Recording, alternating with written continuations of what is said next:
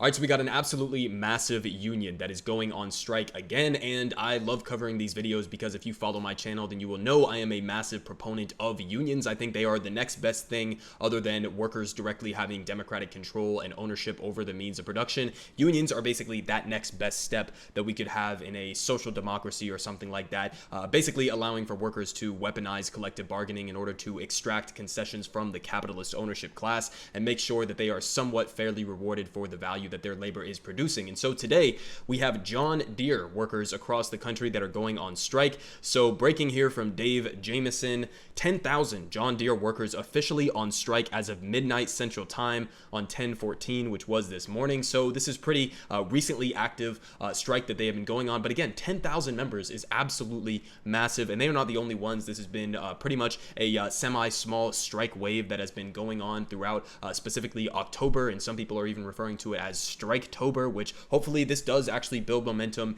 and we're going to get to see pretty soon if the IATSE, the IATSE, Film Workers Union, is going to be joining them on going on strike. I think we'll have that answer on Monday, but for now, let's talk about the John Deere workers. So they put out a statement basically describing why they are going on strike, and I wanted to read this for you guys, and then we're going to get into some more other cool things that happened. We had a cool moment of solidarity here, but let's get into reading some of the details here. So UAW John Deere members struck a midnight October 14th after the company failed to present an agreement that met our members' demands and needs. Quote, "Our members at John Deere strike for the ability to earn a decent living, retire with dignity, and establish fair work rules," said Chuck Browning, vice president and director of the UAW's Agricultural Implement Department. Quote, "We stay committed to bargaining until our members' goals are achieved." And UAW President Ray Curry said, quote, "The almost 1 million UAW retirees and active members stand in solidarity with the striking UAW members at John Deere." And Curry noted that UAW John Deere members have worked throughout the pandemic after the company deemed them essential to produce the equipment that feeds America, builds America, and powers the American economy. These essential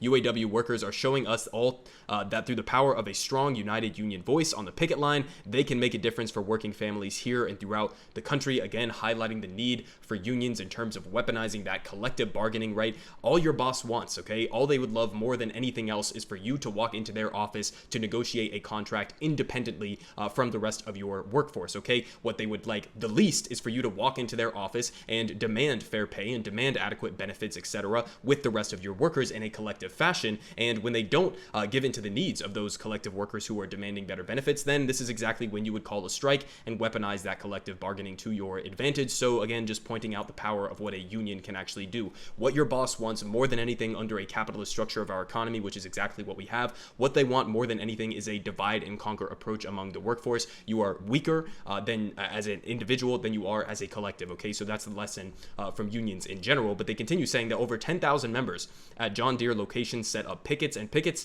have been set up, and our members are organized and ready to hold out and fight for a contract they believe meets their needs, said Ron McEnroy, the director of UAW Region 4. Quote, "Our members and their families appreciate the community support that they have already gotten. Strikes are not easy, but some things are worth fighting for, and these are skilled, tedious jobs that UAW members take pride in every day," said Mitchell Smith, the UAW Region 8 director. And strikes are never easy on workers or their families, but John Deere workers believe they deserve a better share of the pie, a safer workplace, and adequate benefits. And that is absolutely to say the least, as John Deere, like many of these gigantic corporations, is a billion-dollar corporation.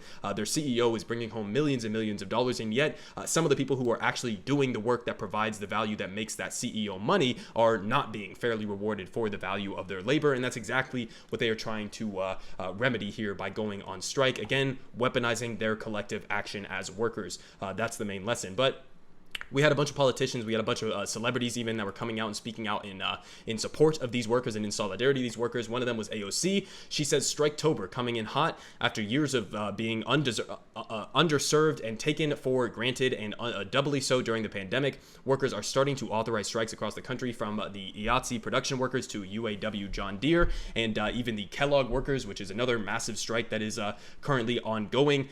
This is exactly what we need to see. And so she was highlighting this video here that I wanted to play for you guys. As you see, a truck driver is basically showing up to drop off some products where they were on strike, and they are telling him, go home, don't be dropping off this product, don't cross the picket line, right? Don't be dropping off all of this freight as we are trying to do a work stoppage, basically. And you see him kind of hesitate here a little bit, talk to them a little bit, and then he actually ends up honking his horn and shows some solidarity and turns around and doesn't end up completing the delivery. So this is exactly the type of like horizontal and vertical, up the chain, down the chain solidarity that you need to see from workers across various industries, right? This makes their strike all that more powerful because you don't have scabs that are necessarily going behind the scenes and trying to undercut their strike by basically working for the company or continuing these deliveries as this truck driver would have been doing to allow the company to continue functioning even though these workers are on strike. So love to see it. Love to see the solidarity up and down the chain here, this time with a truck driver who decides to turn around and not complete his delivery. So it takes a lot of balls to do that, and so credit to this guy for showing that solidarity. But again, this is exactly the type of solidarity you need to see in order for strikes to be successful. So just another lesson there. And just to give you an update on the modern U.S.